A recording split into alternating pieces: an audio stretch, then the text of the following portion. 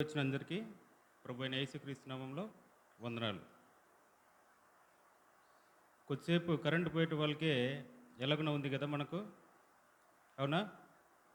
చెమటలు తట్టుకోలేక. ఉమ్. అలాంటి సమస్య ఒకటి ఈరోజు ఒకటి ఉంది. ఆ సమస్యలో దేవుడు ఏం చేశాడనేది మనం ఈరోజు చూద్దాం. అయితే చాలా సమస్యలు ఉంటాయి, చాలా ఆశ్చర్యకరమైన కార్యాలు దేవుడు చేసి ఉంటాడు. అవన్నీ మనం మర్చిపోయి ఉంటాము. కానీ ఒక వాక్యం చదువుకొని ముందుకెళ్దాం మనం. ఈరోజు యోహాను రాసిన పత్రిక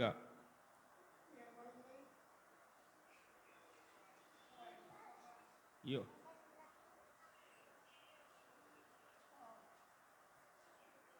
దానికంటే ముందు యోహాను సువార్తలోకి వెళ్దాం. యోహాను సువార్త 21వ అధ్యాయము 25వ వాక్యము. యేసు చేసిన కార్యములు ఇంకనూ అనేకములు కలవు. వాటిలో ప్రతి దానిని వివరించి రాసిన ఎడల అట్లు రాయబడిన గ్రంథములకు భూలోకమైనను చాలదని నాకు తోచుతున్నది కదా. యేసుక్రీస్తు ప్రభువుల వారు చేసిన అనేకమైన కార్యక్రమాలు ఉంటాయి కదా. అనేకమైన కార్యక్రమాలు ఒకవేళ ఏదైనా బుక్లో రాస్తే ఏమవుతుందమ్మా? ఈ వాక్యంకి అర్థం చెప్పండి. బుక్కులు రాసుకుంటూ వెళ్తే ఆ బుక్కులు పెట్టడానికి భూలోకమే చాలదని అర్థం కదా. యాక్చువల్గా మనకు బైబిల్లో ఎన్ని ఆశ్చర్యకరమైన కార్యాలు, లేకపోతే యేసుక్రీస్తు ప్రభువుల వారు చేసిన అద్భుతాలు ఎన్నై ఉండొచ్చు? 37, 40, 70 రాసుకుంటూ పోతే కన్నా చాలా వస్తాయి. మేజర్గా ఏంటంటే కన్నా 37 నుంచి 43 వరకు చెప్తారు. ఏంటంటే యేసుక్రీస్తు ప్రభువుల వారు పునరుత్థానమై ఆరోహణుడై వెళ్ళేంత వరకు రాస్తే 43 కానీ 45 కానీ వస్తాయి. అదే భూమిపైన ఆయన ఉన్నన్ని రోజులు చేసిన ఆశ్చర్యకార్యాలు లేకపోతే అద్భుత కార్యాలు ఏవైనా ఉన్నాయంటే అవి 37 వరకు అని చెప్పుకోవచ్చు. ఓకే, ఇందులో యోహాను రాసిన సువార్త 2వ అధ్యాయం 1 నుంచి 11 మీరు చూశారంటే ఇక్కడ యేసుక్రీస్తు ప్రభువుల వారు పరిచర్య స్టార్ట్ చేసే ముందు ఒక కానా అనే చోట ఉంటుంది. నజరేతు నుంచి ఒక 9 నుంచి 13 కిలోమీటర్లు ఉంటుంది. అక్కడ ఏంటంటే ఒక పెళ్ళి జరుగుతూ ఉంది. మీకు అందరికీ తెలుసు ఏంటమ్మా అది? కానా వివాహం కదా. కానా వివాహంలో ఏం చేశాడు దేవుడు? ఫస్ట్ అద్భుతం, నీళ్లను ద్రాక్షారసంగా మారుస్తారు కదా.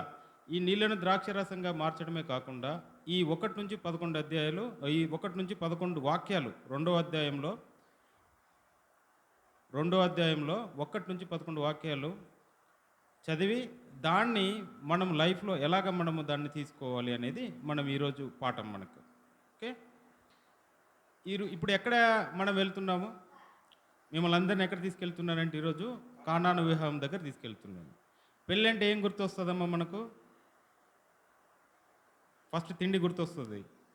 ఓకే, తర్వాత ఏమి? విందు గుర్తొస్తుంది. ఇంకా పాటలు గుర్తొస్తుంది, ఆనందం గుర్తొస్తుంది, చీరలు గుర్తొస్తాయి, డ్రెస్సులు గుర్తొస్తాయి, ఇంకా చాలా చాలా గుర్తొస్తుంది కదా.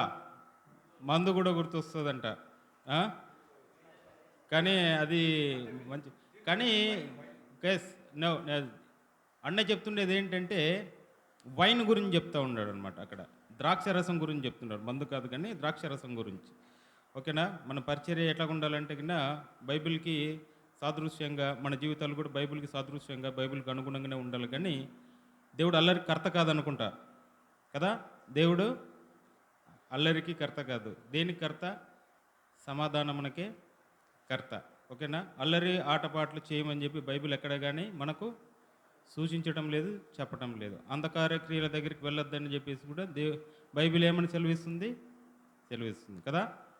ఇప్పుడు మన మధ్యలో ఉన్న సుస్మిత చెల్లమ్మ రెండో అధ్యాయము 1వ వాక్యం నుంచి 2వ వాక్యం వరకు చదువుతుంది. విందాం మనం. యోహాను సువార్త రెండో అధ్యాయము రెండో అధ్యాయము ఆ, మూడవ రోజు అని చెప్పేసి ఉందా? ఒకటో దగ్గర నుంచి ఒకటవ ఉండండి సార్, చదువుతుంది కానీ ఎందుకు? రెండో అధ్యాయమా ఒకటవ వాక్యం నుంచి గందరగోళం చేయకండి. మూడవ దినమున మూడవ దినం అంటే ఏంటి? ఏం గుర్తుపెట్టుకోవాలా? ఏసుక్రీస్తు పరిచర్య స్టార్ట్ చేసినప్పటి నుంచి. లేకపోతే మూడో దినం అంటే ఏం గుర్తుపెట్టుకోవాలా? ఏసుక్రీస్తు పునరుత్థానానికి అదే సాదృశ్యం అని చెప్పి మనం గుర్తుపెట్టుకోవాలి అంతే. తర్వాతమ్మా కానాను ఊరు ఎక్కడుంది? నజరేతు నుంచి 12 కిలోమీటర్లు అనుకోండి, 9 కిలోమీటర్లు అక్కడికి వెళ్తున్నారు. రైట్ మా. వివాహం జరుగుతూ ఉంది అక్కడ. యేసు తల్లి ఎక్కడున్నాడమ్మా? వివాహం అక్కడ ఉండింది.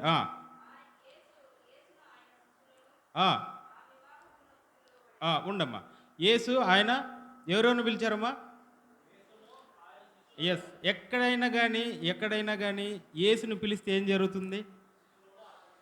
శిష్యులు ఆటోమేటిక్గా ఉంటారేమో, కానీ నేనైతే ఒకటి చెప్పుకోలేను. యేసుని పిలిస్తే అక్కడ అద్భుతాలు జరుగుతాయి అనేది మనము గుర్తుపెట్టుకోవాలి. యేసు ఎక్కడ ఉంటే అక్కడ అద్భుతాలు ఉంటాయి అనేది మనము గుర్తుపెట్టుకోవాలి. ఒకవేళ యేసు ఉన్నాడు అనుకోండి, మన లైఫ్లో కూడా ఎలాగుంటుంది? మన లైఫ్ కూడా ఎలాగుంటుంది? నీకు బరువైన కాడి సులువుగా మారుతుంది. నీ దుఃఖం ఏమవుతుంది? సంతోషంగా మారుతుంది. నీ దుఃఖం ఏమవుతుంది? నాట్యంగా మారుతుంది. ఇంకా ఏమిటి? నీది ఎక్కడైనా బాధలు ఉన్నాయనుకో, అది ఏమవుతుంది? ఆనందంగా మారుతుంది. నీకు ఏదన్నా బరువుగా అనిపిస్తుంది అనుకో, యేసుక్రీస్తు ప్రభు వారిని నీ లైఫ్లోకి తీసుకుంటే ఏమవుతుంది? సులువుగా అయిపోతుంది. నీ బాధ కానీ దుఃఖం కానీ ఏదైనా ఉన్నా కానీ పోయి నీకు ఆనందాన్ని దేవుడు ఆశ్చర్యకరమైన దీవెనలు మీకు కుమ్మరిస్తాడు. రైట్, నెక్స్ట్ అమ్మా. ఎస్, ఇక్కడ ఎలాగైతే కన్నా మనకి ఇబ్బంది పడి ఉన్నామో అక్కడ కూడా ఏమైందమ్మా? ద్రాక్షరసం అయిపోయింది. ద్రాక్షరసం అంటే ఇక్కడ ఏమని మీరు గుర్తుపెట్టుకోవాలంటే, అది ఎప్పుడు? యేసుక్రీస్తు ప్రభుల వారు ఉన్నప్పుడుదే అనమాట. యేసుక్రీస్తు ప్రభుల వారు ఉన్నప్పుడు రోజుల్లో ద్రాక్షరసం ఎందుకు సర్వ్ చేస్తారు? ఎందుకు ఆ విందులోకి ఇస్తారు? ద్రాక్షరసం సంతోషం. ఇప్పుడు ఫర్ ఎగ్జాంపుల్ మనము పెళ్ళికి వెళ్తున్నా ఏం జరుగుతుంది? ముందు ఇప్పుడు రావడమే ఒక డ్రింక్ ఇస్తారు కదా, ఇస్తారా ఇవ్వరా? ఆ ఆచారం ఇప్పటికి కూడా ఉంది. అదే ఆచారం అప్పుడు కూడా జరుగుతూ ఉంది. అయితే ఇప్పుడు నేను కొన్ని విషయాలు చెప్తాను చూడండి. యేసుక్రీస్తు ప్రభుల వారు ఆ విందుకు వచ్చాడు కదా. యేసుక్రీస్తు ప్రభుల వారితో పాటు ఆయన శిష్యులు ఎవరెవరు అయి ఉండొచ్చు? సీమోను పేతురు అయి ఉండొచ్చు, ఆంద్రే అయి ఉండొచ్చు, ఫిలిప్ అయి ఉండొచ్చు, ఇంకా నతానియేలు అయి ఉండొచ్చు. ఓకే, వీళ్ళ నలుగురు. మళ్ళీ క్రీస్తు ఎందుకు వచ్చాడు? క్రీస్తు రాకుండా ఉండొచ్చు కదా, వేరే పనులు చాలా ఉన్నాయి కదా. ఎందుకు క్రీస్తు అదే వివాహానికి ఎందుకు వచ్చాడు పిలిచిన వెంటనే? ఎందుకంటే ఫస్ట్ ఆదాము అవ్వలకు పెళ్లి చేసింది ఎవరు? దేవుడే కదా. ఫస్ట్ పెళ్లి కూతురుని చేసింది, పెళ్లి కొడుకుని చేసింది ఎవరు? దేవుడే. తర్వాత ఏం చేశాడు దేవుడు? వాళ్ళిద్దరికి నిబంధనలను పెట్టాడు. మీరు ఇలాగుండాలి అని చెప్పి. ఏదేని తోటలో ఎక్కడ జరిగింది అది పెళ్ళి? ఏదేని తోటలో. ఇంకొకటి కూడా హెబ్రీయులు 13:4 వివాహం అన్ని విషయాల కంటే ఘనమైనది అని చెప్పేసి ఉంటుంది కదా. హెబ్రీయులు 13:4 ఉంటుంది చూడండి. 13:4 ఏంటంటే, వివాహం అన్ని విషయంలో ఘనమైనది గాను పానుపు నిష్కలమైనది గాను ఉండవలను. అవునా? కాబట్టి యేసుక్రీస్తు ప్రభుల వారే వివాహం అనేది ఒక నిబంధనగాను, ఒక కార్యంగాను, ఒక శుభకార్యంగాను, 2 జంటలు ఒకటిగా ఉండాలని చెప్పేసి ఎవరు చెప్తున్నారు?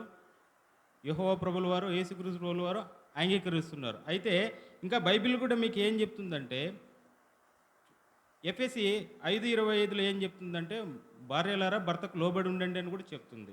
ఇంకొకటి ఏంటంటే, భార్య భర్తను గౌరవించాలి. ఎలాగైతే కింద భార్య శిరస్సుగా ఉంటాడో, ఇంటికి శిరస్సుగా ఉంటాడో, క్రీస్తు కూడా ఎట్లాగా సంఘానికి శిరస్సుగా ఉంటాడు అనమాట. కాబట్టి మనకు శిరస్సు ఎవరు? ఇప్పుడు యేసుక్రీస్తు ప్రభుల వారు. మనకు ఎవరికి లోబడి ఉండాలి? యేసుక్రీస్తు ప్రభుల వారికి. అలాగనే భార్యలు కూడా భర్తలకు కూడా లోబడి ఉండాలి. అట్లాగని భార్యాభర్తలు ఇద్దరు కొట్లాడుకోవచ్చా? గొడవ పడకూడదు. ఇద్దరు ఒకరినొకరు కొట్టుకోవచ్చా? కొట్టుకోకూడదు. ఇంకొకటి కూడా ఏం చెప్తుంది బైబిల్ మనకు? అవునా? నీ శరీరం ఎలాగ ప్రేమిస్తావో ఆమె శరీరాన్ని కూడా అలాగనే ప్రేమించని చెప్పేసి చెప్తా ఉంది. కలహం లేకుండా ఉండాలి. కానీ మీరిద్దరు జగడమారుతూ ఏమైనా చేస్తున్నారు అనుకో, మీ మధ్యలో ఎవరు ఉంటారు సాక్షిగా? దేవుడు సాక్షి. ఇది ఎక్కడ ఉంటుంది మాట? మలాకిలో ఉంటుంది. మలాకి 2:14 ఏమని ఉంటుందంటే, యేసుక్రీస్తు ప్రభుల వారు కానీ, యెహోవా ప్రభువులు కానీ మీ మధ్యలో ఏముంటారు తెలుసా? సాక్షిగా ఉంటారనమాట. మీరు ఇవన్నీ చూడనవసరం లేదు. 2:14లో ఉంటుంది. అక్కడ మీరు మళ్ళీ తర్వాత చదువుకోండి. ఎందుకంటే అక్కడ ఉంటుంది. ఇంకొకటి కొలసి 3:19 ఏం జరుగుతుందంటే కన్నా, ఇప్పుడు నేను చెప్పినదే, భర్తలారా మీ భార్యలను ప్రేమించుడు, వారిని నిష్ఠూరపరచకండి అని చెప్పేసి ఉంటుందన్నమాట. అక్కడ అవునా? ఎఫెసీ 5:33లో ఏముంటుందంటే, ఇద్దరు ఒకరినొకరిని ప్రేమించుకోండి అని చెప్పేసి కూడా చెప్తా ఉంది. కానీ ఇంకొకటి, యేసుక్రీస్తు ప్రభుల వారు స్వయంగా ఏమని చెప్తున్నారు? ఈసారి మిగతా వాళ్ళు, ఆ ఫారసీలు వాళ్ళందరూ వచ్చేసి, దేవా, ఇద్దరు భార్యాభర్తలు విడిపోవడానికి ఏదన్నా చెప్పండి, ఏదన్నా సూచన చెప్పండి, లేకపోతే ఏదన్నా మార్గం చెప్పండి అని చెప్తే దేవుడు ఏం చెప్తాడు? మత్తయి సువార్త 19:4లో, ఇవన్నీ మీరేం చదవనవసరం లేదు, ఆయన్నే కదా పురుషుని కానీ స్త్రీ కానీ సృష్టించింది ఎవరు? దేవుడే సృష్టించినాడు. దేవుడే సృష్టించిన తర్వాత వాళ్ళిద్దరూ ఏక శరీరులుగా ఉంటారు.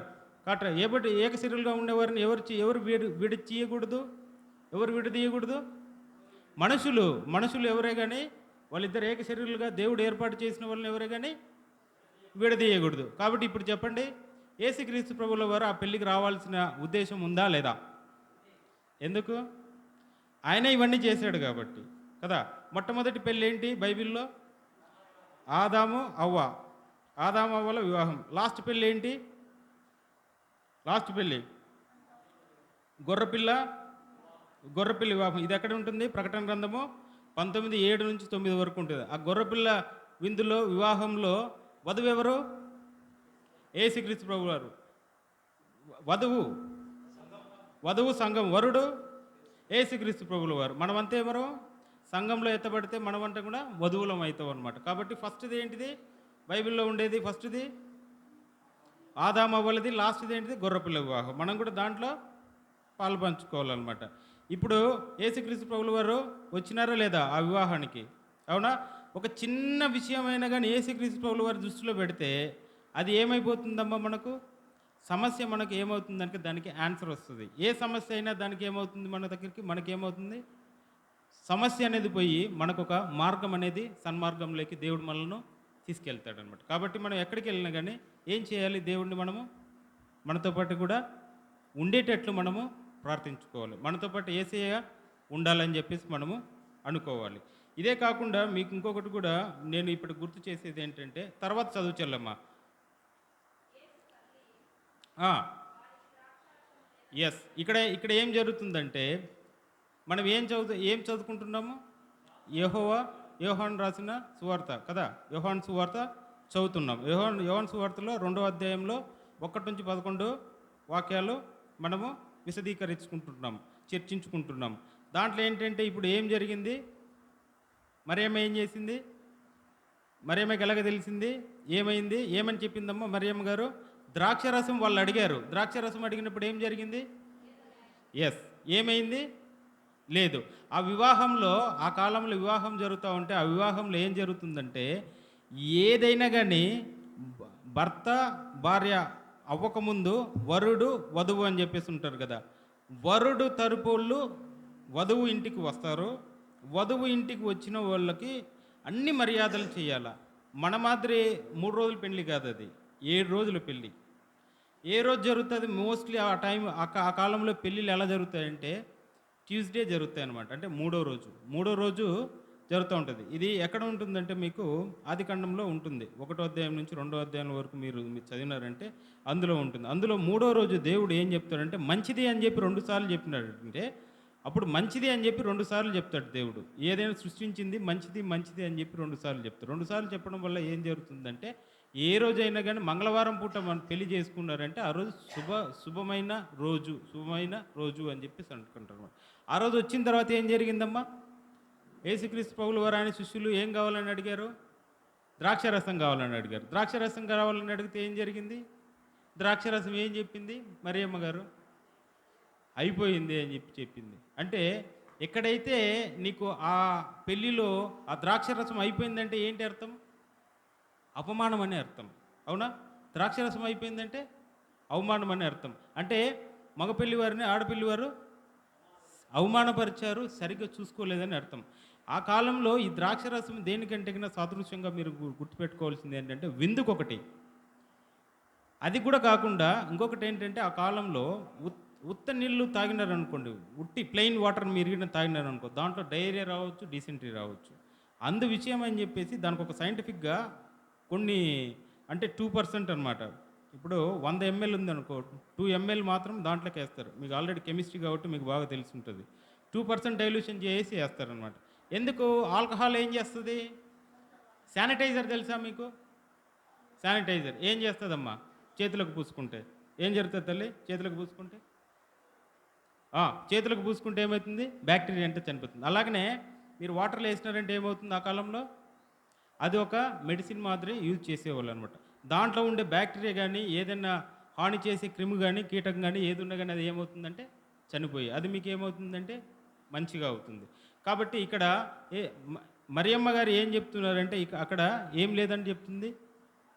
ద్రాక్షరసం. ఇప్పుడు చూడండి అంత పెద్ద విందు, ఎంత పెద్ద పెళ్లి, కానీ అక్కడ ఏం జరుగుతా ఉంది? ద్రాక్షరసం అయిపోయింది. ఎంత పెద్ద ఆహ్లాదకరంగా ఉన్నా, ఎంత ఆనందకరంగా ఉన్నా గానీ, కొన్ని జీవితాలు కూడా అలాగనే ఉంటది. ఇప్పుడు మనకు సోషల్ మీడియా ఉండి చాలా వరకు చాలా చోట్ల ఫోటోలుంటాయి. ఎంత బాగుంటారంటే భార్యాభర్తలను చూస్తే ఎంత అన్యోన్యంగా ఉన్నారో అబ్బా! వీళ్ళని చెప్పేసి అనిపిస్తది. కానీ ఇంట్లో ఏముంటది? గొడవలుంటాయి, కొట్లాట్లుంటాయి. ఇంకా ఏవేవో ఉంటాయన్నమాట. కాబట్టి ఇదే కాకుండా కొందరైతే గిన చూడ్డానికి చాలా రిచ్‌గా ఉంటారు. చాలా చాలా ఇంగ మాకేమీ లేదు, డబ్బులు కొదవలేదు, ఏమి కొదవలేదు అన్నట్లు అనిపిస్తది. కానీ వాళ్ళ ఇంట్లో అన్ని కొదవలే ఉంటాయి. మనశ్శాంతి ఉండదు. కొన్ని కొన్ని చోట్ల ఏమనిపిస్తదంటే, అసలు ఇంటికి ఎందుకెళ్ళామా, ఆలు మగలు ఎందుకున్నామా అన్నట్టుంటది. కొందరైతే ఇంటికెళ్ళినారంటే గిన ఈమె ఒక రూమ్‌లో ఉంటది, ఆయన ఒక రూమ్‌లో ఉంటారనమాట. ఇలాగా రోజు రోజుకి మనకి ఎలాగ అయితున్నాయంటే బంధుత్వాలు, బాంధవ్యాలనేవి ఏమవుతున్నాయంటే దూరం అయిపోతూ ఉన్నాయి. దూరం దూరంగా అవుతున్నాయి. కానీ బయటికి మాత్రం ఏముంటారు? ఈ కానాను వివాహం గూడా అంతే. ఎలాంటిదంటే గనక బయటికి ఎలాగుంది? చూడ్డానికి ఆనందకరంగా, ఆహ్లాదకరంగా ఉంది. కానీ లోపల ఏం జరుగుతా ఉంది? సమస్య. ఏం సమస్య అమ్మా అది? అక్కడ ద్రాక్షరసం అయిపోయింది. ద్రాక్షరసం అయిపోయిందంటే అక్కడ ఆనందం కొదువైంది. ఆనందం కొదువైందంటే ఏంటి అర్థము?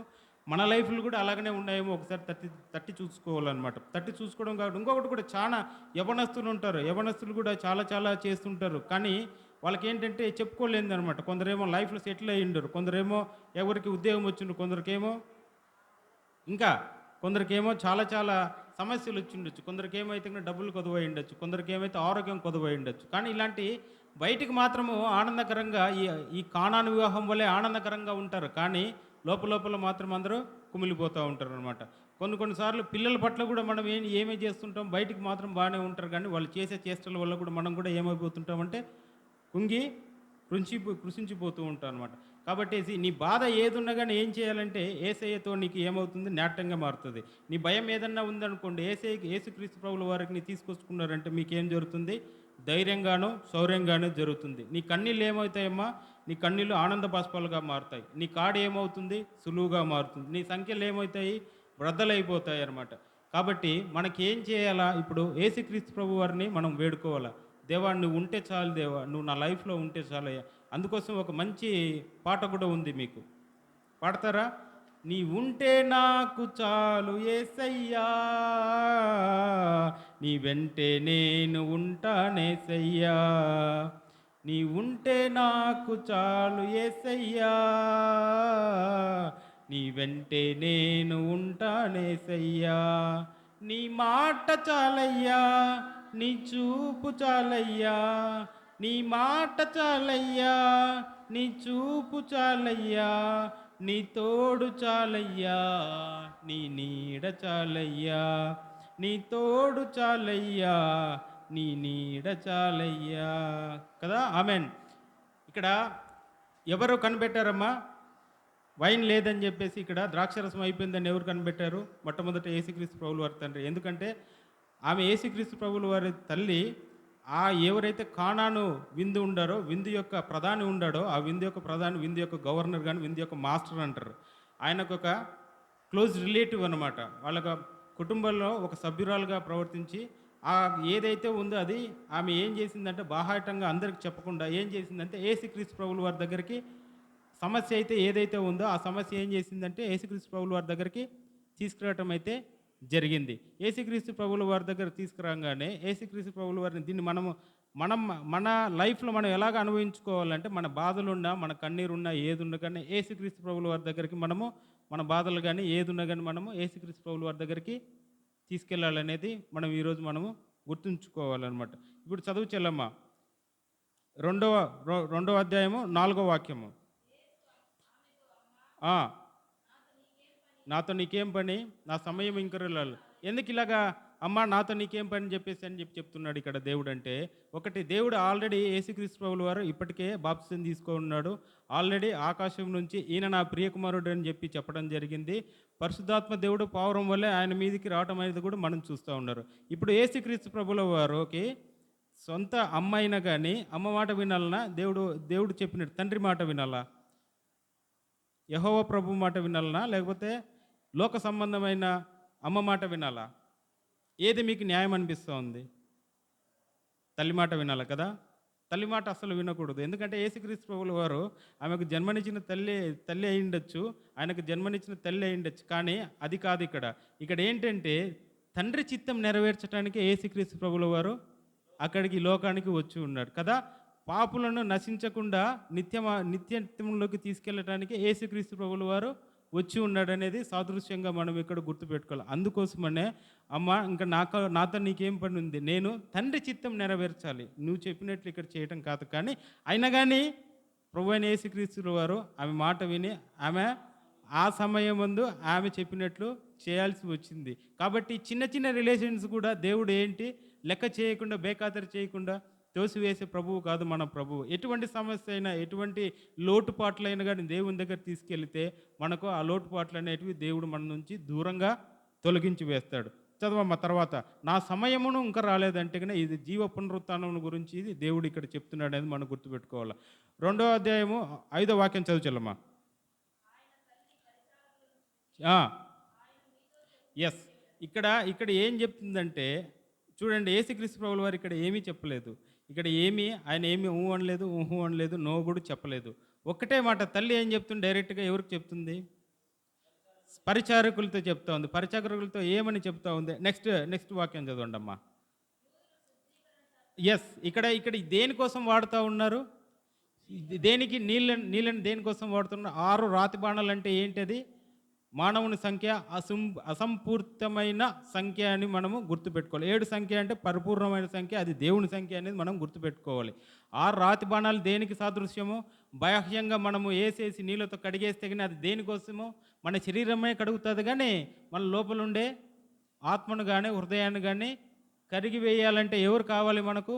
యేసుక్రీస్తు ప్రభుల వారు తప్ప నీ హృదయాన్ని కడిగి వేసే శక్తి ఎవరికి లేదు. ఆయన రక్తానికి తప్ప ఎవరికి కడిగి వేసే శక్తి కానీ ఎవరికి కానీ అది ధైర్యం కానీ ఎవరికి కానీ ఆ శక్తి కానీ లేనే లేదు. ఆ శక్తి రావాలంటే ఎవరి దగ్గరికి చేరాలి? మీరు యేసుక్రీస్తు ప్రభుల వారి దగ్గరనే చేరాలి. ఆ శక్తి రావాలంటే మీ హృదయాలు మొత్తం సాఫీ అయిపోవాలని చెప్తే, మీ హృదయాలు మొత్తం నీట్గా క్లీన్ అయిపోవాలా, నువ్వు నీతిమంతుడుగా మారాలంటే ఎవరి దగ్గరికి వెళ్ళాలి? మనము యేసుక్రీస్తు ప్రభుల ద్వారా మాత్రమే అది జరుగుతుంది. చదవండి చెల్లమ్మ. నెక్స్ట్ 6వ వాక్యం. 2 తూములు అంటే ఏంటి? 2 తూములు అంటే 120 గ్యాలన్స్. అంటే 120 గ్యాలన్స్ అంటే ఒక్కొక్క గ్యాలన్ 3.4 లీటర్స్ అనుకోండి. అంటే ఇప్పుడు మన పైన సింటెక్స్ ట్యాంక్ 500 లీటర్లు ఉంటుంది కదా, అంత పెద్ద ఏం బాణాలమ్మా అవి? రాతి బాణాలు. రాతి బాణాలు ఆ కాలంలో ఏం చేస్తారు యూదులు? ఇంట్లోకి రావాలంటే ఏం చేయాలి? అన్నీ శుద్ధీకరించుకోవాలంటే కాళ్ళు కానీ చేతులు కానీ మోహం కడుక్కొని శుద్ధీకరించుకోవాలి. అంటే ఈ ఓల్డ్ కవనెంట్లో అంటే కన్నా పాత ధర్మశాస్త్రం ఏం చెప్తుందంటే బాహ్యంగా ఉంటే సరిపోతుంది అనేటట్లు వాళ్ళు చిత్రీకరించుకొని ఏం చేస్తున్నారు? బాహ్యంగా మాత్రమే కడుక్కొని శుద్ధీకరించుకొని లోపలికి వెళ్ళిపోతున్నారు. చదవండి తర్వాత. ఆ రాతి బాణలు అక్కడ ఉంచబడి ఉండెను అని చెప్పేసి ఉంటుందన్నమాట. కాబట్టి ఇక్కడ ఎక్కడైతే గిన మనకు ఎవరైతే గిన ఆ సర్వెంట్స్ ఉన్నారో, పరిచారకులు ఉన్నారో, ఆ పరిచారకులకు చెప్పంగానే పరిచారకులు ఏమని చెప్పినారమ్మా? నో చెప్పలేదు, ఎస్ చెప్పలేదు, ఏమి చెప్పలేదు. వాళ్ళు మౌనంగా ఏం చేశారంటే వాళ్ళ దగ్గర ఉండేది ఏమున్నా కానీ ఒబీడియన్స్ అంటారు. ఒబీడియన్స్ అంటే ఏంటి? ఒబీడియన్స్. ఆ ఒబీడియన్స్ అంటే గిన ఏం లేదు. నీ దగ్గర ఎంతైతే గిన నువ్వు చేయాలనుకుంటున్నావో ఆ పని మొత్తము అలాగనే చేయటం అనమాట. మొత్తం ఎలాగైతే గిన చేయాలనుకుంటున్నావో ఒబీడియన్స్. ఒబీడియన్స్ అంటే కన్నా పాటించడం కాబట్టి, లేకపోతే మాత్రము నీ ఏదైతే నీ హృదయం ఉందో ఆ హృదయాన్ని అర్పించేసి అవతల వాడు ఏం చెప్తున్నాడో అది నువ్వు చేయటం అనమాట. ఆ చేయటాన్ని ఏమంటారంటే ఒబీడియన్స్ అంటారనమాట. క్రమశిక్షణగా ఉండటము, లేకపోతే మాత్రము తగ్గి ఉండటము, లేకపోతే చెప్తే గిన వినటము, ఆ స్వభావం ఉండాలన్నమాట. మనలో కూడా చాలా చాలా స్వభావాలు ఉంటాయన్నమాట. ఎట్లాంటి స్వభావాలు అంటే కొన్ని కొన్నిసార్లు అబద్ధమాడే స్వభావం ఉండొచ్చు. కొన్ని కొన్నిసార్లు మొహోపు చూపు ఉండొచ్చు. కొన్ని కొన్నిసార్లు అబద్ధం ఆడేది ఉండొచ్చు. కొన్ని కొన్నిసార్లు నిర్దోషకులుగా రక్తము మనం కళ్ళు చూసి ఉండొచ్చు. లేకపోతే మాత్రం అంత పెద్ద పెద్ద తప్పులు చేసి ఉండటం గానీ, చిన్న చిన్న తప్పులే. మోహించటం కానీ, లేకపోతే అబద్ధం ఆడడం గానీ, లేకపోతే గర్వం గానీ, లేకపోతే గర్వంతో కూడిన మాటలు గానీ, గర్వపు చూపులు గానీ, ఇవన్నీ సామెతలు చెప్తాడు కదా దేవుడు అసహించుకుంటాడని చెప్పి 6వ అధ్యాయము 16-19 చదివినారంటే మీకు 6 హేయమైనవి దేవుడు మీకు ఏవేవి ఉన్నాయని చెప్పేసి ఇవన్నీ చెప్తాడు. కాబట్టి ఇట్లాంటివన్నీ మనకు అడ్డంకులు ఉండొచ్చు మన లోపల. మన లోపల అడ్డంకులు ఉన్నా కానీ మనం ఏం చేయాలంటే గన యేసుక్రీస్తు ప్రభుల వారి చెంత మనం ఏం చేయాలంటే అవన్నీ తీసుకొని దేవుడికి మన హృదయాలను అర్పించి మనము ఒబీడియంట్‌గా మనం ఏం చేయాలంటే దేవునికి యేసుక్రీస్తు ప్రభుల వారి దగ్గర ఉండాలన్నమాట. ఎప్పుడైతే మనం ఒబీడియన్స్‌గా ఉంటామో, ఒబీడియన్స్ ఉన్నప్పుడే మనకి ఏం చేస్తారంటే దేవుడు చెప్పినదంతా చేసినప్పుడు మాత్రమే మనలో ఉండే ఈ గర్వపు మాటలు గానీ, ఏదైతే గిన ఈ చెడు చూపులు గానీ, చెడు తలంపులు గానీ మనం తీసివేస్తామో, ఏదైతే గిన మనకు శరీర సంబంధించిన కార్యాలు ఉన్నాయో అవన్నీ తీసివేస్తామో, ఏదైతే హృదయానికి సంబంధించిన లేకపోతే ఆత్మకు సంబంధించిన ప్రేమ, జాలి, దయాళత్వం ఇవి ఉన్నాయి కదా, ఇవి మనం ఎప్పుడైతే కూడుకుంటామో, ఇది ఎప్పుడైతే మనం తీసుకుంటాం, అప్పుడు దేవుడు ఏం చేస్తాడంటే మీ హృదయాలను అర్పించినప్పుడు దేవుడు ఏం చేస్తాడు మీకు? అద్భుత కార్యాలు మీ హృదయాల్లో చేస్తాడు, మీ మనసుల్లో చేస్తాడు, మీ రోజువారీ దినచర్యలో చేస్తాడు. లైఫ్ లాంగ్ మీరు ఏమనుకుంటున్నారో మీ లైఫ్లో కూడా దేవుడు యేసుక్రీస్తు ప్రభుల వారు అద్భుతమైన కార్యాలు చేస్తాడు. చదవండి. యోహాను 2వ అధ్యాయము 7వ వాక్యం. ఎస్. ఇప్పుడు ఏం చెప్తున్నాడంటే యేసుక్రీస్తు ప్రభుల వారు వాళ్ళతో సర్వెంట్స్ ఏం చెప్తున్నారు? పరిచారకులతో బాణలో నీళ్ళు నింపుతారు. కొన్నిసార్లు మనం దేనికి సాదృశ్యంగా మనం తీసుకోవాలంటే కొన్నిసార్లు ఉత్తి బాణాలు ఉంటాయి, దాంట్లో నీళ్లు కూడా ఉండవు. అంటే యేసుక్రీస్తు ప్రభుల వారి దగ్గరికి వెళ్ళాలంటే అట్లీస్ట్ బాణాలు కాదు కానీ మీ హృదయాలను ఎలాగ నింపుకోవాలంటే యేసుక్రీస్తు ప్రభుల వారి మాటలతో నింపుకోవాలి. యేసుక్రీస్తు ప్రభుల వారి నీతిని మనం తీసుకోవాలి, నీతిని నింపుకోవాలి. కాబట్టి ఆ రాతి బాణల వల్లే మనం కూడా ఉండకుండా మన హృదయాలు ఉట్టిగా ఉండకుండా యేసుక్రీస్తు ప్రభుల వారి మాటలతో మనం నింపుకోవాలి. అప్పుడు కానీ మనకి ఏం జరుగుతుందో తెలుసా? మనం పరిశుద్ధలం అవుతాం. పరిశుద్ధమై ఏం చేయాలి తెలుసా? మనము ఆ రాతి బండ్ల వల్లే ఉండకుండా ఎప్పుడైతే గిన ఆ నీళ్ళు ఎప్పుడైతే గిన వాళ్ళైతే గిన ఆ పరిచారకులు ఆ బ్రిమ్స్ వరకు అంటే గిన అంచుల వరకు నింపటం అయితే గిన చూస్తాం మనం. చదవండి చెల్లమ్మ. అప్పుడు ఆయన వారితో నీ ఇప్పుడు మించి ఎస్. ఇక్కడ ఏం జరుగుతూ ఉందంటే 8వ వాక్యంలోకి మనము వెళ్ళినామంటే 8వ వాక్యంలో ఏం చేస్తున్నా విందు ప్రధాని దగ్గరికి ఏమవుతుందమ్మా ఆమె తీసుకొని వెళ్తారనమాట. ఇక్కడ మీరు గుర్తుపెట్టుకోవాల్సింది ఏంటంటే మనం ఇప్పుడు చూసింది ఏంటంటే సింపుల్ నీళ్ళు అనేది ఏం జరిగినాయి. దేవుడు ఏం చేశాడంటే పరిచారకులకి ఎంతైతే 6 రాతి బాణలు ఉన్నాయి, దాంట్లో ఏం చేయమన్నాడు చెప్పినాడు దేవుడు? నీళ్ళతో నింపమని చెప్పినాడు. నీళ్ళతో నింపిన తర్వాత ఏం చేశాడమ్మా దేవుడు? నీళ్ళతో నింపిన తర్వాత దాన్ని కరెక్ట్గా నీళ్ళని ఎప్పటి వరకు నింపమని చెప్పినాడు? తక్కువ వరకా లేకపోతే అంచుల వరకా? కాబట్టి నీ హృదయాల్లో కూడా దేవుడిని ఎలాగ నింపుకోవాలి? నీ నిండుగా నింపుకోవాలన్నమాట. దేవుడిని ఎలాగ నింపుకోవాలంటే నిండుగా నింపుకుంటే నీ తలంపులు అనేవి యేసుక్రీస్తు ప్రభుల వారు నీ తలంపుని తీర్చిదిద్దుతాడు, మంచిలోకి మార్గంలోకి నిన్ను తీసుకెళ్తాడు అనమాట. కాబట్టి మరి ఆయన ఏం చేశాడంటే ఆ బ్రిమ్ వర్క్ నింపిన తర్వాత ఏం చేశాడు ఆయన? తర్వాత పరిచారకులకు చెప్పినాడు అది తీసుకొని పోయేసి సర్వ్ చేయండి అని చెప్పేసి చెప్పాడు అనమాట. తీసుకొని అందరూ పంచి పెడితే ఏమవుతుంది అక్కడ? చదవండి నెక్స్ట్. కాబట్టి మనం కూడా ఎలాగ ఉండాలంటే మన జీవితంలో కూడా దేవుడికి ఎలాగ సమర్పించుకోవాలంటే మనము ఒక పాట కూడా ఉంది కదా మీకు బాగా గుర్తు. ఎలాంటిదంటే నా పాట ఇదిగో దేవా నా జీవితం అని చెప్పేసి ఒక పాట ఉంటుంది కదా. ఇదిగో దేవా నా జీవితం ఆపాదమస్తకం నీకంకితం శరణం నీ చరణం శరణం నీ చరణం. ఇదిగో దేవా నా జీవితం ఆపాదమస్తకం నీకంకితం కాబట్టి ఇప్పుడు ఏం చేశాడు దేవుడు? ఉట్టి నీళ్ళని ఏం చేశాడు దేవుడు? అంచుల వరకు నింపిన తర్వాత దేవుడు ఏం చేశాడు? ఆ నీళ్ళని ద్రాక్షరసంగా మార్చాడు. అంటే నీళ్ళంటే ఏంటి? మనలో ఆనందం లేదు. ద్రాక్షరసం అంటే ఏంటి? ఆనందం అనమాట. పరలోక సంబంధమైన ఆనందం. కాబట్టి మనం కూడా ఏం చేయాలంటే గిన ఆ నీళ్ళను కాకుండా ఆ వైన్‌గా అంటే ఆ ద్రాక్షరసం పోలేసి మనం కూడా ఉండాలనమాట. దేవుడు చూడండి ఎప్పుడైనా గాని ఇప్పుడే డాక్టర్ నాగేంద్ర సార్ మాట్లాడుతూ వెరితనం గురించి మాట్లాడినాడు.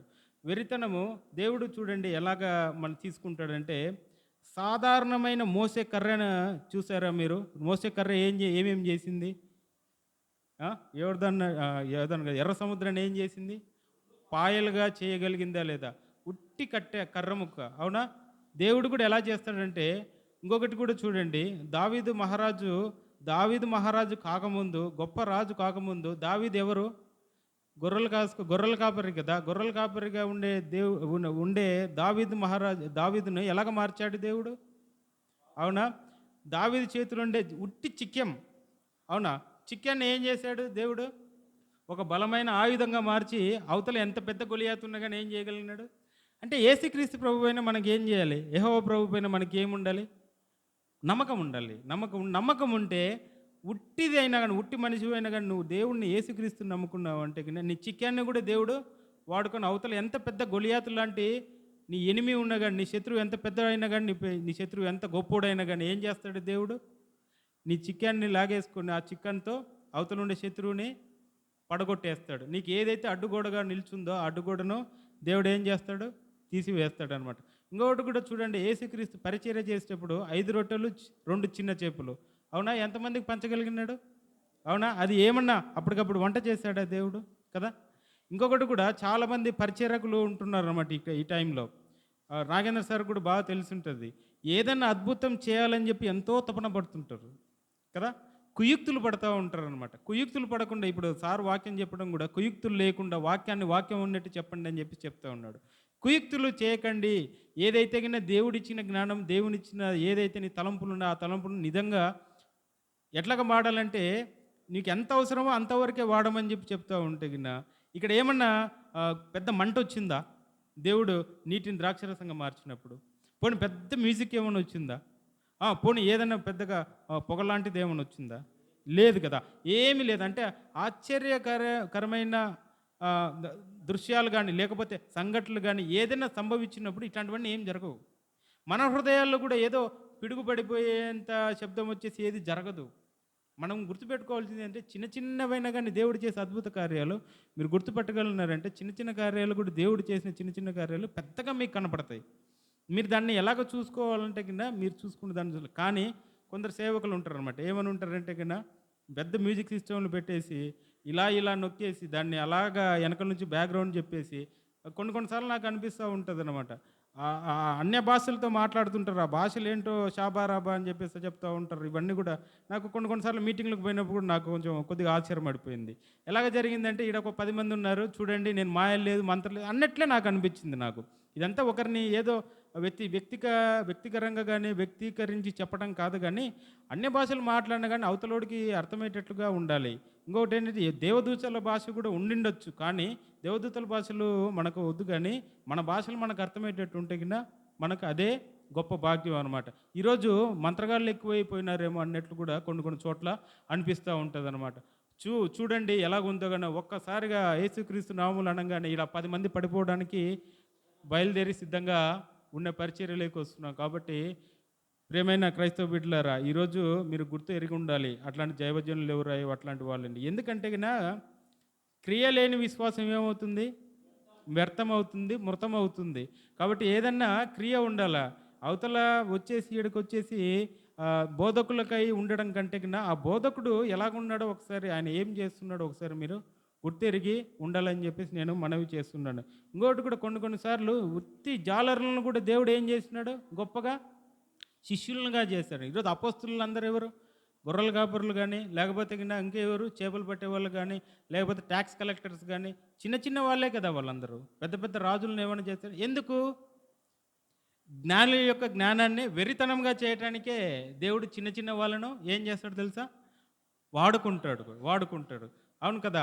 చిన్న చిన్న వాళ్ళనే వాక్యంలోకి నడిపిస్తారు. చిన్న చిన్న వాళ్ళనే దేవుని సేవలోకి దేవుడు నడిపించి ఆశ్చర్యకరంగా వాళ్ళని పరిచర్యలో స్థిరపరచడం అనేది మనం ఈరోజు కూడా చూస్తున్నాం. చాలా వారిని కూడా చూస్తూ ఉంటాం. రోజువారీ దినచర్యలు కూడా మనం ఏంటంటే ప్రభువు గురించి వాక్యాలు గాని, ప్రభు గురించి ఏదైనా మాటలు గాని నా తలంపు ఏంటంటే ఒకటే ఒకటి.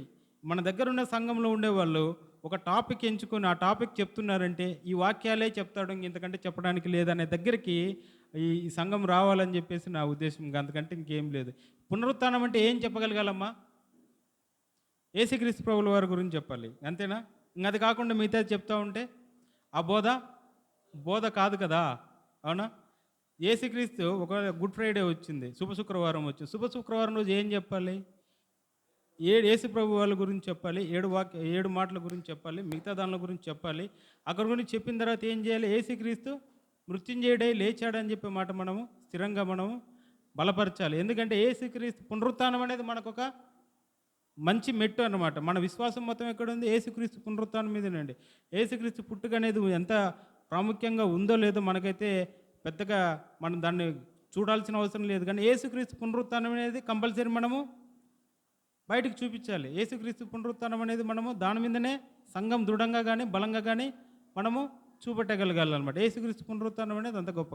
ఏదైనా మనం చెప్పగలిగినాము, ఏదైనా చెప్తున్నామంటే వాక్యం చెప్తున్నామంటే మా సంఘస్థులందరూ ఎలాగ ఉండాలంటే గిన ఆ వాక్యంలో ఇంక ఈ వాక్యాల కంటే గిన ఇంకేం చెప్పడానికి లేదు అనేటట్లు మనస్ఫూర్తిగా తయారు కావాలని చెప్పేసి నా ఆశ. అంతకంటే ఇంకా ఏం లేదు. అందుకోసమని నేను కూడా ఏం చెప్తుంటానంటే ఇక్కడి నుంచి అక్కడికి, అక్కడి నుంచి ఇక్కడికి జంపింగ్ చేస్తూ ఉంటాను. కానీ ఏది ఏమైనా కానీ మీకు వాక్యాలు 1, 2 అయినా కానీ అర్థం కావాలనేదే నా ఉద్దేశ ప్రకారం. కానీ ఇంతగా చదువుకొని, ఇంతగా మనమేం ప్రయాసపడాల్సిన అవసరం లేదు. 4 వాక్యాలు బేస్ చేసుకొని, ఒక అరగంట లాగేసుకొని, సువార్త చెప్పుకొని బయటకు పోవచ్చు. కానీ అది నాకు తృప్తిని ఇవ్వటం లేదు. కాబట్టి ఇది ఇంతగా మనం డ్రాగ్ ఇవన్నీ కూడా కాదు. కానీ ఇంత టైం తీసుకోవడానికి ఏకైక కారణం ఒకటే ఒకటి. ఏదున్నా కానీ 4 వాక్యాలు చెప్పినా కానీ అందులో 2 వాక్యాలైనా మీకు మనస్ఫూర్తిగా అర్థం కావాలి. అది వాక్యం అనేది హృదయంలో నాటుకొని పోవాలన్నమాట.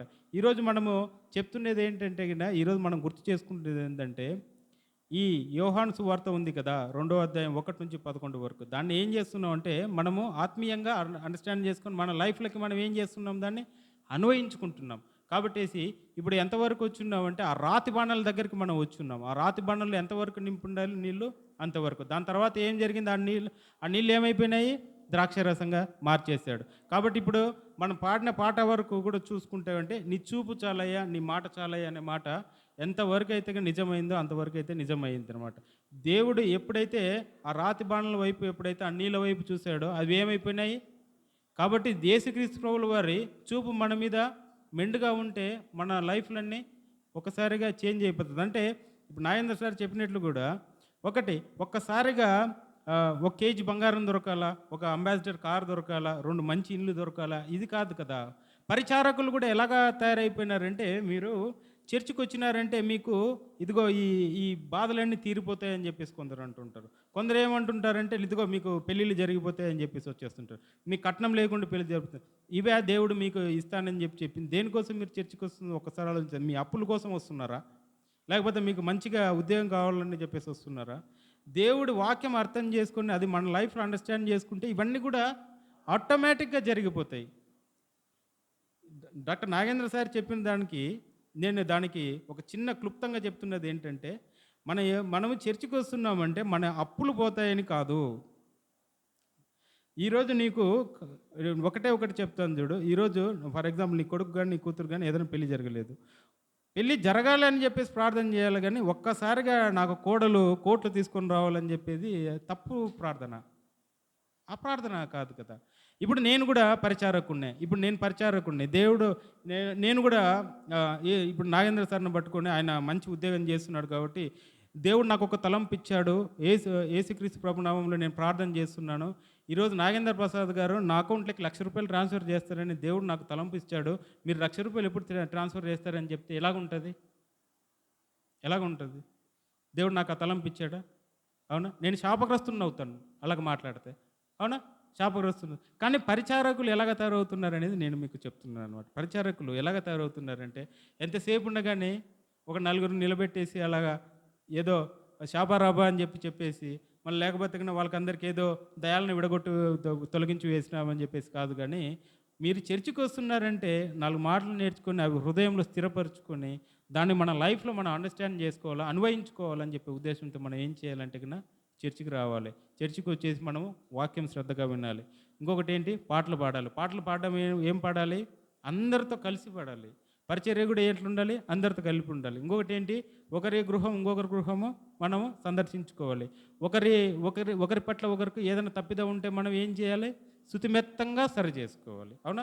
బాహ్యంగా కాదు గానీ శుతిమెత్తంగా మనము సరి చేసుకోవాలి. మన లైఫ్‌లో ఏం చేసుకోవాలి మనము? ఇవన్నీ అన్వయించుకొని మనం ఏం చేయాలంటే లైఫ్‌ని యేసుకి లేకపోతే బైబిల్‌కి అనుగుణంగా మనము, ఎందుకంటే బైబిల్ అంటే ఎవరు? యేసుక్రీస్తు ప్రభువులు. ఎందుకు? వాక్యము దేవుడై ఉండు. ఆది యందు వాక్యం ఉండెను. వాక్యము దేవుడై ఉండెను. వాక్యము దేవుని యొద్ద ఉండెను కదా! కాబట్టి మనం ఏం చేస్తున్నాము? చర్చికి వస్తున్నామంటే దేనికోసం వస్తున్నాం మనం? బంగారం కోసం వస్తున్నాం. కారు కోసం వస్తున్నామా? మంచి కోడళ్ళ కోసం, మంచి అల్లుళ్ళ కోసం వస్తున్నామా? లేదు కదా! దేనికోసం వస్తున్నాము? యేసుక్రీస్తు ప్రభువుల వారి యొక్క మాటలు తీసుకొని, ఆ మాటలు మనము లైఫ్‌లోకి అన్వయించుకోవడానికి మనము ఈరోజు మనం చర్చికి రావాలి. ఇదే కాకుండా ఎప్పుడైతే మనం అన్వయించుకుంటామో దేవుడు ఏం చేస్తాడు? ఫస్ట్ నన్ను నా రాజ్యాన్ని వెతకమని చెప్పేసి దేవుడు చెప్తున్నాడు. అప్పుడు నీకు కావాల్సిన సర్వము దేవుడు ఏం చేస్తాడు? సమకూరుస్తాడు కదా! సమకూర్చేటట్టు మనము చేసుకోవాలి. ఈ చర్చికి రావడంతో బట్టి మనకేదో వస్తాయని చెప్పేసి మనం రావటం కాదు కానీ, మనకు దేవుడు కావాలని చెప్పి ఉద్దేశం రావాలా. ఓకేనా? మనం కూడా ఎలాగ ఉండాలంటే మన లైఫ్‌లో బయటికి ఆనందకరంగా ఉంటాయి కానీ, లోపల యేసుక్రీస్తు ప్రభువుల వారు ఎక్కడ తక్కువ ఉన్నాడేమో చూసుకోండి. యేసుక్రీస్తు ప్రభువుల వారి యొక్క మాటలు తక్కువ ఉన్నాయేమో చూసుకోండి. యేసుక్రీస్తు ప్రభువుల వారు చేసిన అద్భుత కార్యాలు ఒకసారి గుర్తు తెచ్చుకోండి. యేసుక్రీస్తు ప్రభువుల వారు లేకపోతే ఇవన్నీ జరుగుతాయా? సర్వము ఆయన నిమిత్తమే కదా జరిగింది. దేనికోసము? సర్వము ఈ లోకము సృష్టి మొత్తం ఎవరి కోసం జరిగింది? Center, who is the center? కొలసీలు 1:18 చెప్పిన దాని ప్రకారం ఏం చెప్తున్నాడు దేవుడు? యేసుక్రీస్తు ప్రభువుల వారు మాత్రమే సెంటర్.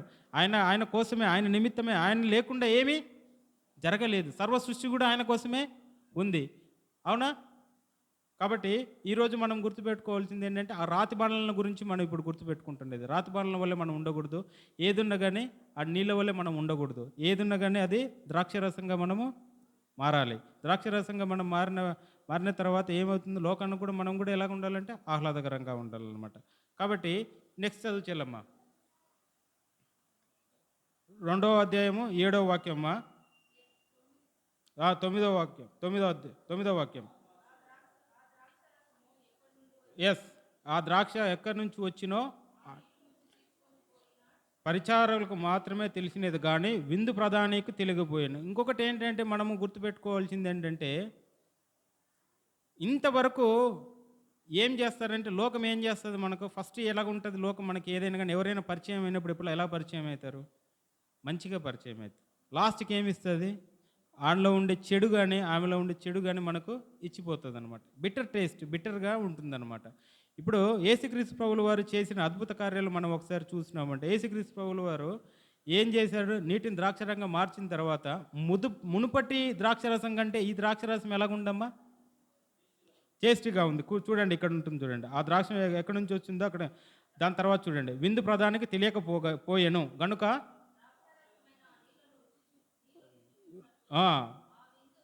ప్రధాని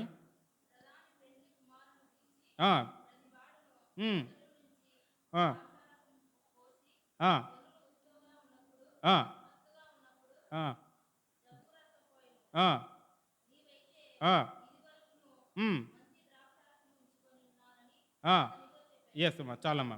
ఇక్కడ ఏం చెప్తున్నారంటే ఈ వాక్యం ఏమని చెప్పేసి మనం అన్వయించుకోవాలంటే, మొదట పోసిన ద్రాక్షరసం అయిపోయిన తర్వాత ఏం ఏం చేసేవాళ్ళు అప్పట్లో? ఏం చేసేవాళ్ళు?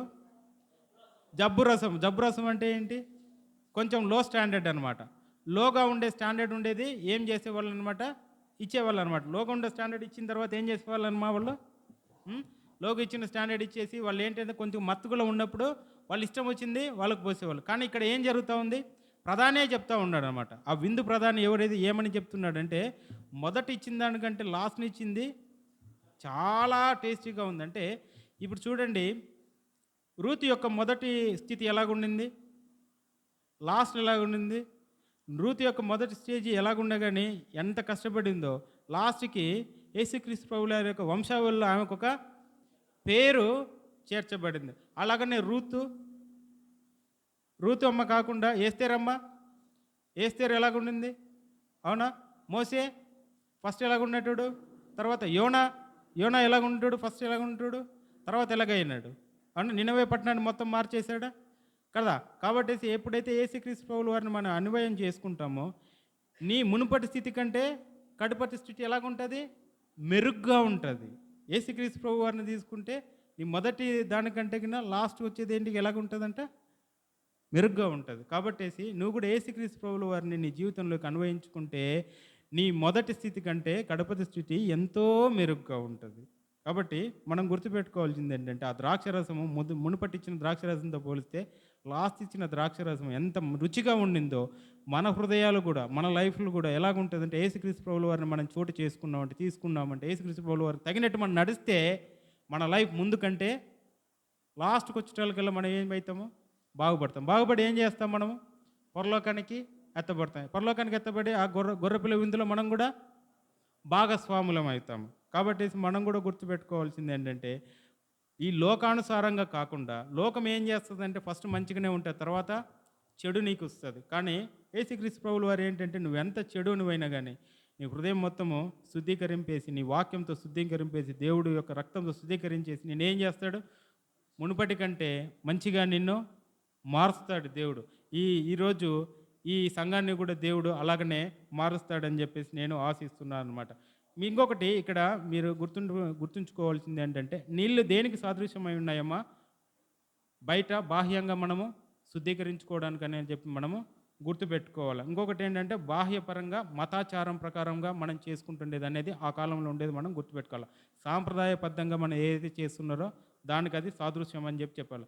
హెబ్రీ రాసిన పత్రికలో 19:13-14 ఉంటుందన్నమాట. బాహ్య శుద్ధీకరణ, అంతఃశుద్ధీకరణ అంటే ఏంటనేది మీకు అక్కడ ఉంటుందన్నమాట. ఇంకొకటి ఏంటంటే ఆధ్యాత్మికంగా ఆ నీళ్ళు ఏం చేస్తున్నాయంటే ఆధ్యాత్మికంగా శూన్యం అని చెప్పేసి కూడా మనం గుర్తుపెట్టుకోవాలి.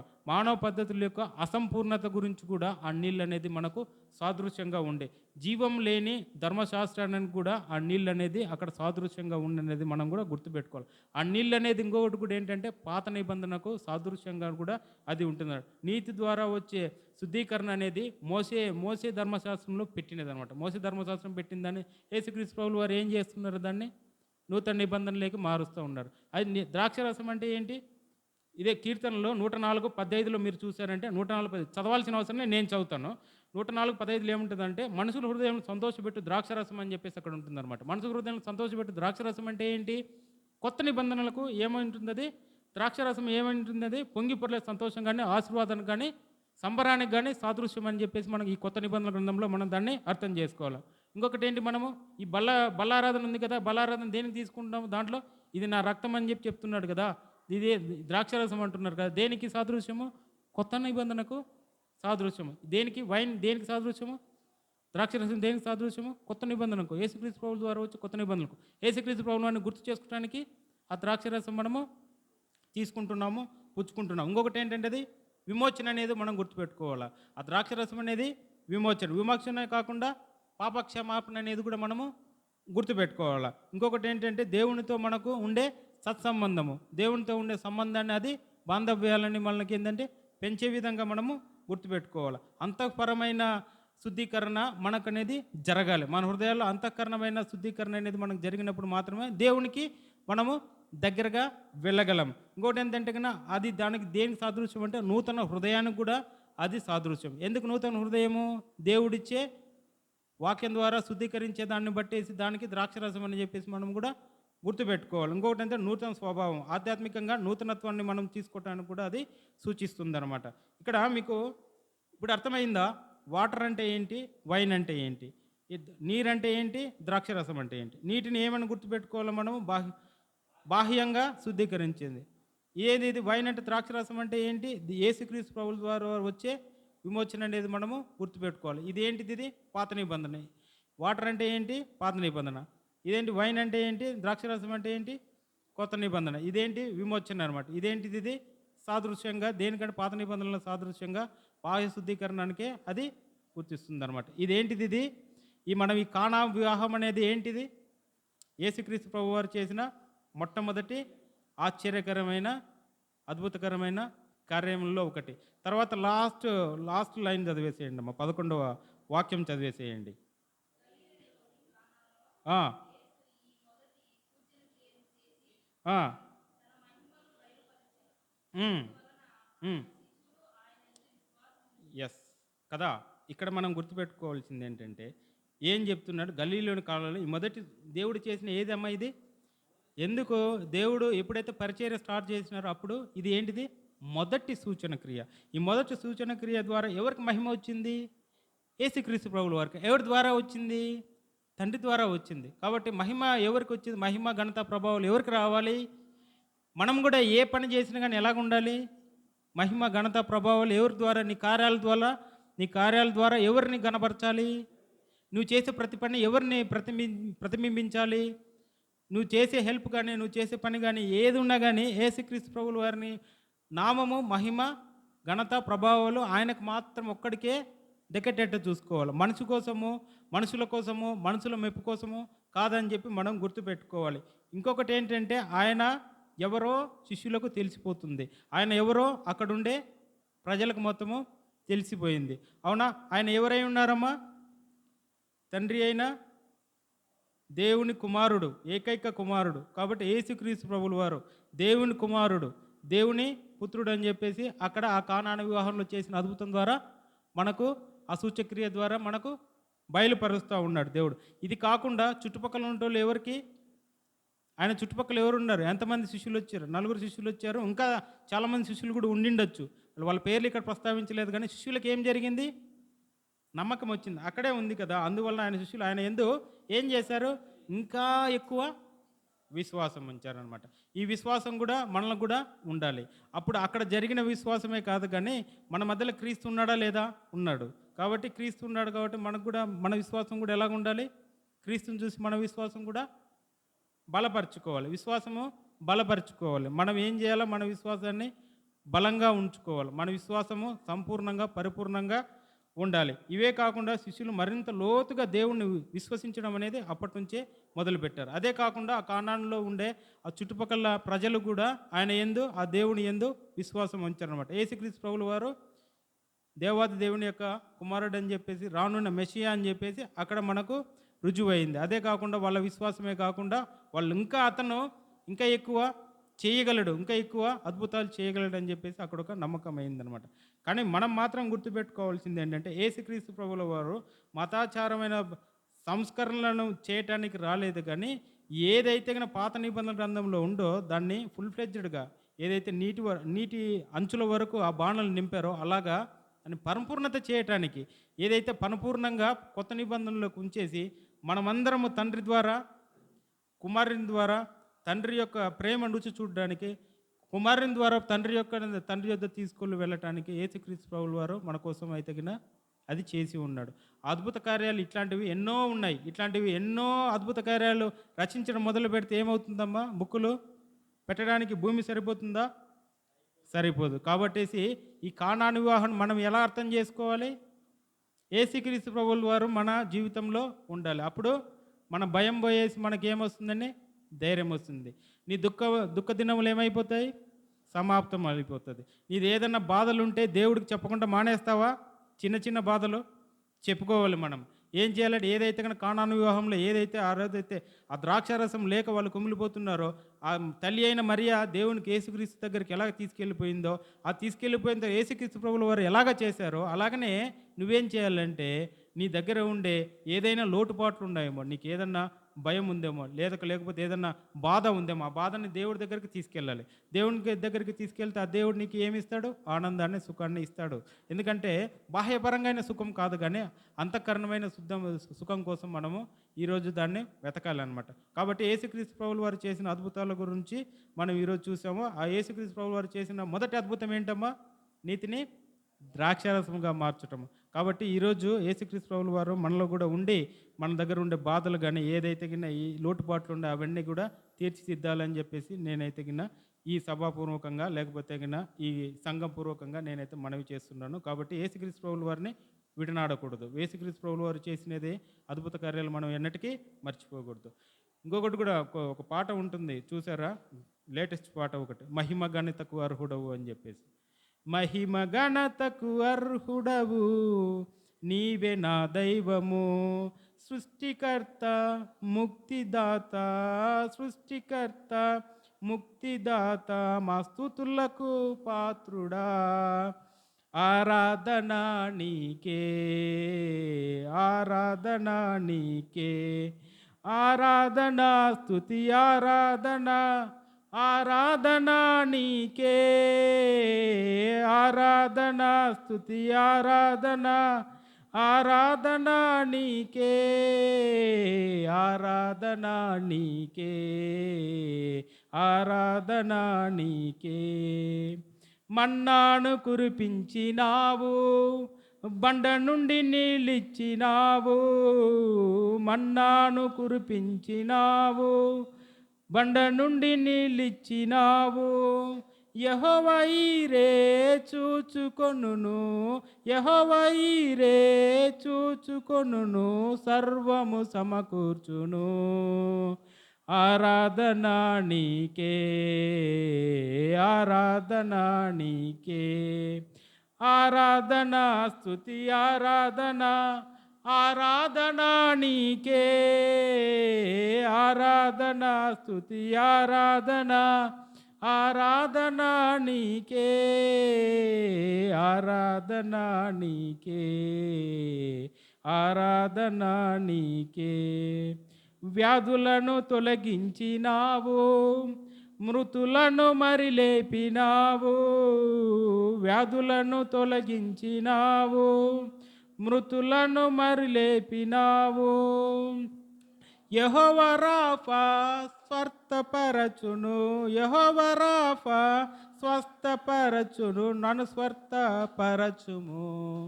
ఆరాధన నీకే, ఆరాధన నీకే, ఆరాధన స్తుతి ఆరాధన, ఆరాధన నీకే, ఆరాధన స్తుతి ఆరాధన, ఆరాధన నీకే, ఆరాధన నీకే. అవునా? మంచి పాట.